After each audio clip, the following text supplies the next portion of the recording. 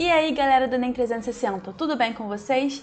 Meu nome é Laís Cardoso e eu sou professora de matemática aqui do Enem 360.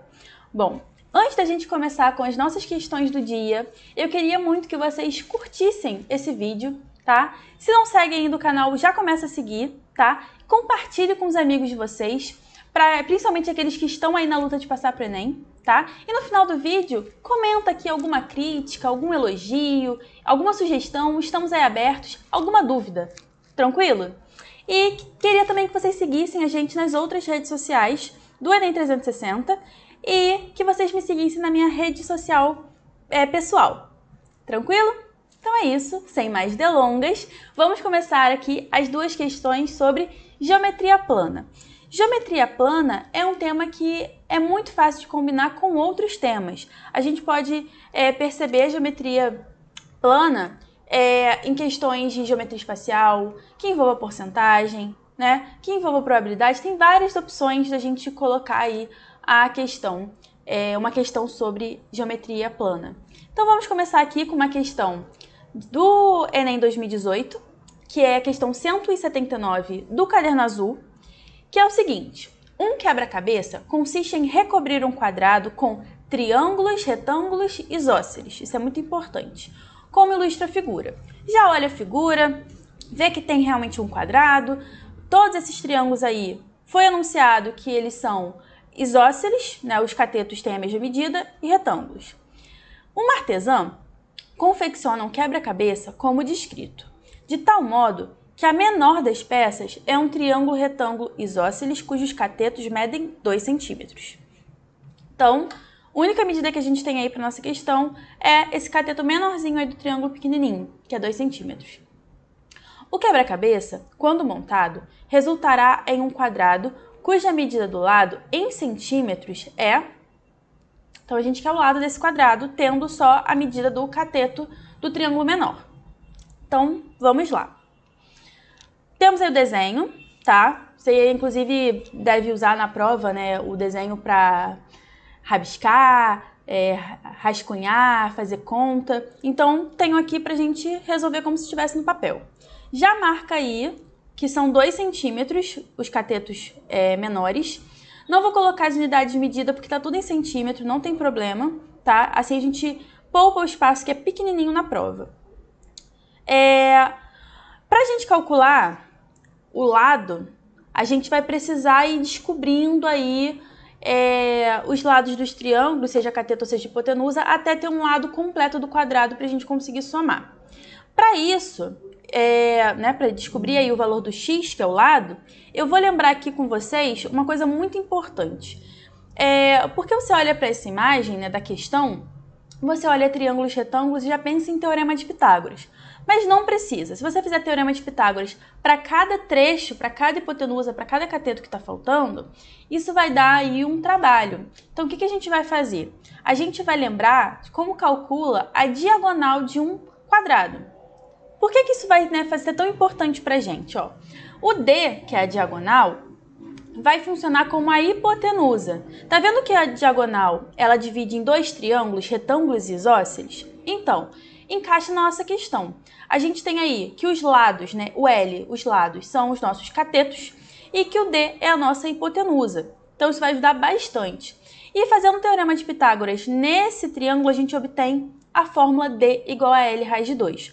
Ou seja, a diagonal, ou a hipotenusa, vai ser L raiz de 2, tá? Cateto raiz de 2, na nossa questão. Então, sendo assim, vamos olhar aqui, ó. Se eu tenho que o L é 2... eu tenho que aqui vai ser 2 raiz de 2. Nossa, muito mais simples, porque a gente não precisou calcular teorema de Pitágoras. Agora, a gente precisa ter um cuidadinho com a raiz, tá? Porque olha só, se essa hipotenusa é raiz de 2, a hipotenusa desse menor, tá vendo que também é um cateto desse maior? Ó, é um dos catetos. Então, aqui, se é isósceles, também é 2 raiz de 2. Aí que vem aquela questão que eu falei sobre ter cuidado com as raízes. Para descobrir essa hipotenusa, a gente vai fazer o L, que é 2 raiz de 2, vezes raiz de 2, ó, L raiz de 2. Então, ó, repara aqui, tenho aqui 2 raiz de 2 vezes raiz de 2, tá? Junta as raízes, vai dar raiz de 4 é 2. Então, 2 vezes 2, 4 é a nossa hipotenusa, tá? Se eu tenho essa hipotenusa é 4, ó, se eu pegar esse triângulo, a gente está falando de um cateto. Então, o outro cateto, já que é isósceles, vai ser 4 também. Se os catetos medem 4, a hipotenusa é 4 raiz de 2. Se aqui é 4 raiz de 2, eu tenho ali ó, o outro cateto que é 4 raiz de 2, tá? E minha hipotenusa vai ser o lado raiz de 2. Então, tenho 8. Então, 8 aqui vai ser 8 também e pronto. Olha, eu tenho todos os segmentos que compõem aí o lado do quadrado. Basta eu somar 8 mais 4 mais 2, que eu tenho aí 14 centímetros, que é o lado do quadrado que a gente tanto estava querendo calcular. Sendo assim, a gente já vem aqui e marca a letra A. Tranquilo? Foi? Se não foi, teve alguma dúvida, pode colocar aqui nos comentários que a gente responde, tá? Vamos aí para a próxima questão. Temos a questão 153. A figura mostra uma praça circular que contém um chafariz em seu centro e em seu entorno um passeio. Os círculos que definem a praça e o chafariz são concêntricos, tá? Então tem ali o mesmo centro e a gente tem aí 2 círculos formando essa imagem, tá? Sendo que a parte entre os círculos é o passeio e internamente ao círculo menor é o chafariz. O passeio, então só essa parte aí no entorno, terá seu piso revestido com ladrilhos. Sem condições de calcular os raios, pois o chafariz está cheio, o engenheiro fez a seguinte medição. Esticou uma trena tangente ao chafariz, medindo a distância entre os pontos A e B conforme a figura. Com isso, obteve a medida do segmento de reta AB, 16 metros. Então, temos aqui nessa segunda imagem, realmente um segmento de reta vindo do A até o B, tangente aqui ao círculo interno, ao chafariz, e medindo 16 metros. Dispondo apenas dessa medida, o engenheiro calculou corretamente a medida da área do passeio em metro quadrado. A medida encontrada pelo engenheiro foi... Então, a gente está querendo aí, ó, a medida da área do passeio, que é a medida desse entorno do chafariz, tá? Bom, vamos lá. Nessa figura, a gente percebe aí, ó, 2 círculos concêntricos, lembra a gente coroa circular, tá? E a gente já pode escrever a área da coroa circular. Como é que a gente calcula essa área no entorno, né? Entre uma circunferência, entre um círculo e outro? A gente tem que, chamando aqui de R maiúsculo, o raio do maior círculo, a gente tem que é πr ao quadrado, tá? πrzão ao quadrado, tá? Vou chamar assim, rzão. E se eu quiser falar do pequenininho, a área desse pequenininho, falando que é o rzinho, então eu tenho πrzinho ao quadrado, tá? O πr ao quadrado a gente separou aí em 2. O maior é o πrzão ao quadrado e o menor é πrzinho ao quadrado. Se eu fizer a subtração do maior com o menor, eu vou estar tirando aí, digamos, a área do chafariz dessa praça, tá?